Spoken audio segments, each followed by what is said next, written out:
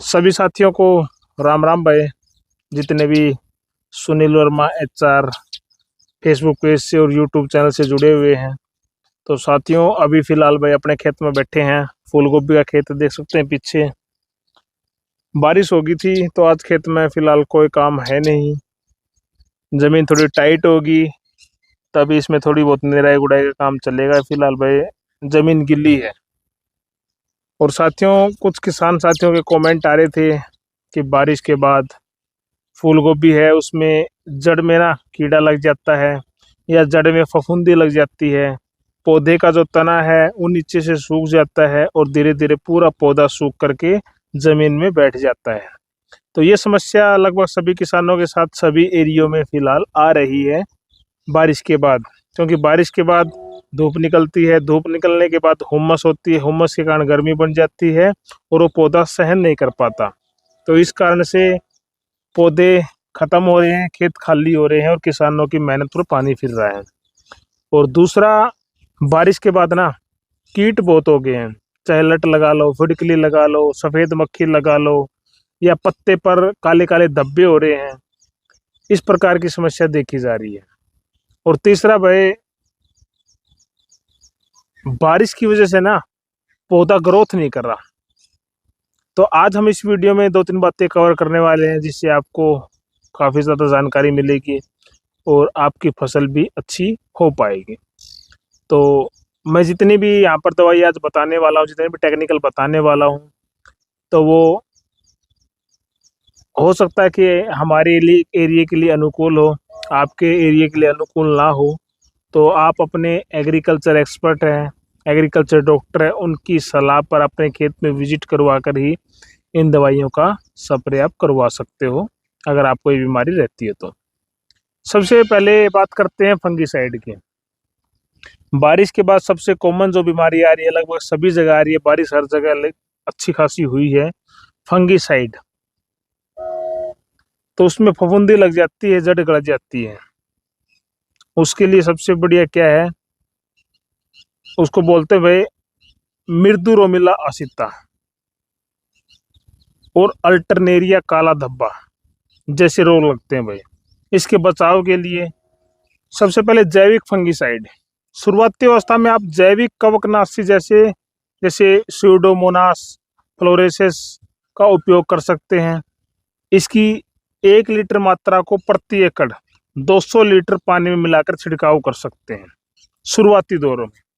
इसके बाद रासायनिक फंगीसाइड आपको बता देते हैं। अगर रोग का प्रभाव अधिक है, ज़्यादा प्रकोप आ गया है, तो मैनकोजेब 75% और कार्बेंडिज्म 12% को मिश्रण वाले फंगीसाइड का उपयोग कर सकते हैं।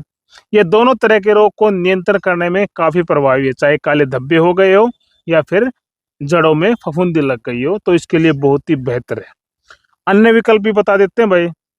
कॉपर ऑक्सीक्लोराइड को 3 ग्राम प्रति लीटर में मिलाकर छिड़काव करने से फूल में जो सड़न होती है, गलन होती है, फूल सफ़ेद हो जाता है सूख करके या काला हो जाता है, गल जाता है, तो उसके प्रबंधन के लिए बहुत ही बढ़िया है कॉपर ऑक्सीक्लोराइड। 3 ग्राम प्रति लीटर की मात्रा में छिड़काव कर सकते हैं।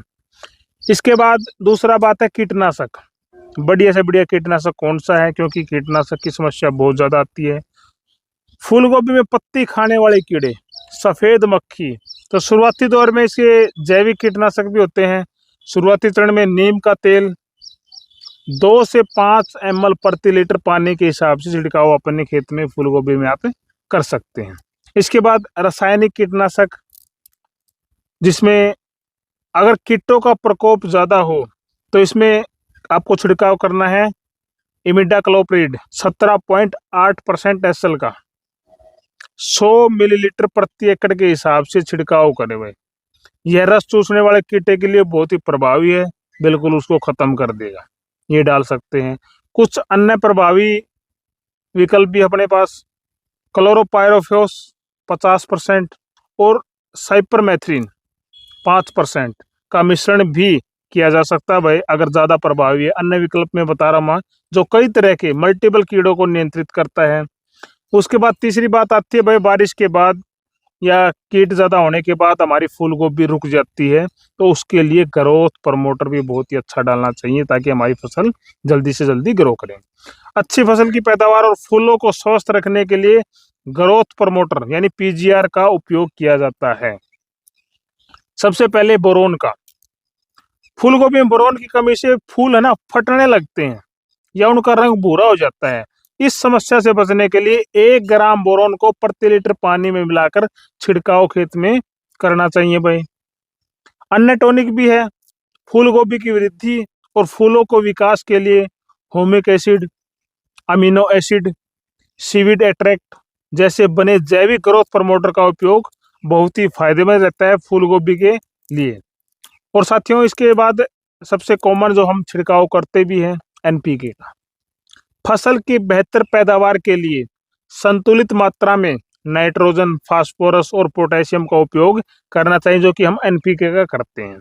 तो साथियों ये कुछ चीजें थी जो हमने यहाँ पर डिस्कस की है। सबसे पहले फंगिसाइड का, फिर कीट को खत्म करने के लिए, तीसरा ग्रोथ प्रमोटर के लिए। तो ये अपने आप खेत में कर सकते हैं और आशा करते हैं कि आपको इस वीडियो से अच्छी जानकारी मिल गई होगी। तो आप इस वीडियो को शेयर भी कीजिए और हमारे page Sunil Verma HR Facebook पर और सुनील वर्मा एचआर यूट्यूब पर सब्सक्राइब कर लीजिए। हम यहाँ पर एग्रीकल्चर से संबंधित वीडियो अपलोड करते रहते हैं। तो वीडियो को शेयर भी कीजिए, लाइक कीजिए। मिलते हैं नेक्स्ट वीडियो में, तब तक के लिए जय जवान जय किसान।